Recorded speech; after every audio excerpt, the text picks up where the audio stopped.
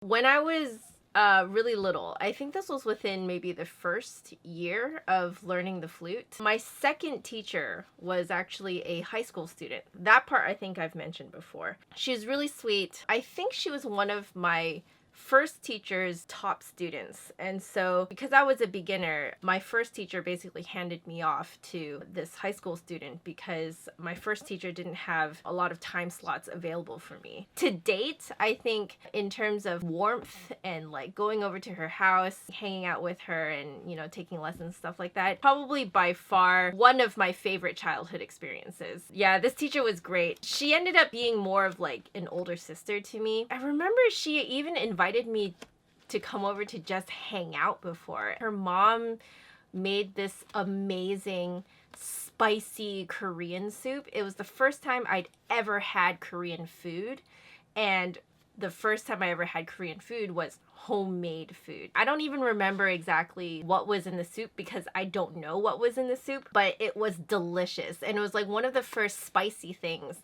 I had ever had that I actually really liked. I think you can tell from my face that I have really fond memories of this teacher. I don't know if I still have it, but I had this sticker book that if I did well on a piece, which she just ended up giving me stickers every week anyway. As a kid, like, you can't really ask for more from a teacher. She really felt like an older sister to me. I feel like that's the best way that I can put it. I am a younger sister. I have one older brother. She really holds a special place in my heart as like my first big flute sister. That being said, I looked up to her so much. So that kind of fueled my practicing because I wanted her to be proud of me. I was seeking her, I guess, approval. More than anything, I just wanted her to be really proud of me because that felt really good. We worked out of, you know, sort of your typical books. So like the Rubank beginner book. I still kept it in mint condition. I don't really know how that has happened. This thing is probably older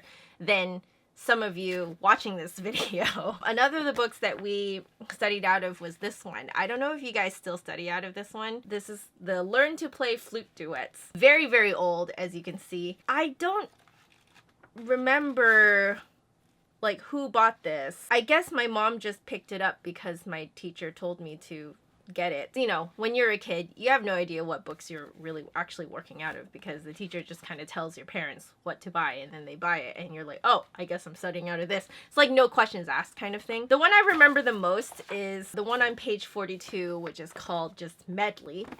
And it's actually a medley of American tunes.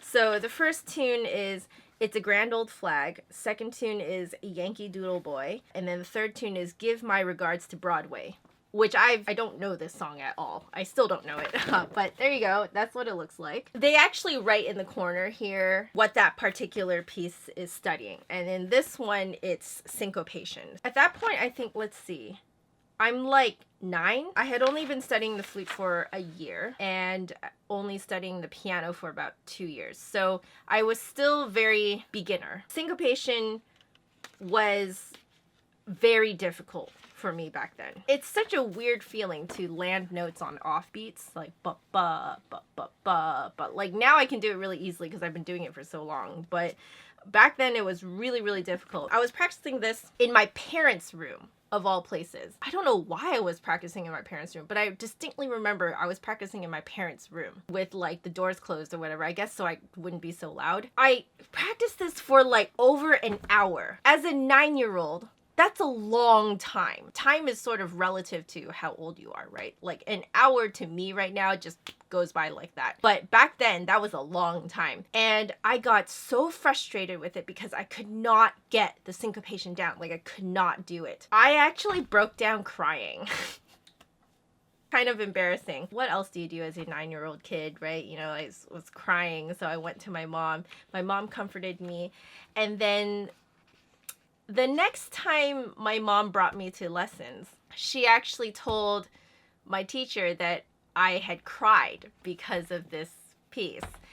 And the look on my teacher's face was just like, she was like, no, it's okay. I don't know if maybe what she said just really stuck with me afterwards, but I distinctly remember her saying that it's okay, it's just the flute, It's just music. We'll work on it together and we'll make sure you get it. She hugged me. She didn't shame me at all or anything like that. Like, that's the thing that I realize now that I was very fortunate to have, was that both my mom and my teacher didn't shame me for crying. I didn't realize before how, you know, actually unusual that is. I will never forget this piece. I think this was the moment that taught me that, yes, I take the flute really seriously, but you don't have to take it that seriously. There's a balance that needs to be struck between, you know, learning your craft well and realizing that it's just a craft. Once you feel like you've pushed yourself to the absolute limit and beyond the limit, you know, maybe you should just put the flute down and then figure it out again the next day. If you guys are wondering where my sort of nonchalant attitude comes from for the flute, I think it's this. There you have it. So anyway, I need to go teach very, very soon. So I need to end off this video now. I hope you guys don't mind that it was a bit of a shorter video. For some reason, I was thinking about this all week. So I thought, you know, might as well just talk about it. Do you guys have any sort of like turning points in your kind of music life? Let me know. I think that'd be really interesting to share. As usual, if you like this video, make sure you give me a big thumbs up, hit subscribe for new videos every Saturday. My last video is playing right over here, which I will put a link to up here for you guys. If you want to catch me on my social media, they are listed down below, and you can hang out with me every other-ish Friday on Patreon. But otherwise, I'll see you guys next week. Bye. Did I procrastinate this time to make this video? Absolutely I did. If you guys are looking at me and thinking, wow, Joanna, you look really tired. Yes, I am very tired. Someone noted in my last video that I looked really tired, and it was because I was filming that video at like 7 in the morning because I had a lot of stuff to do that day. Plus, I have to actually admit to you guys that I was actually traveling for the past 2 weeks. So I am a little jet lagged right now.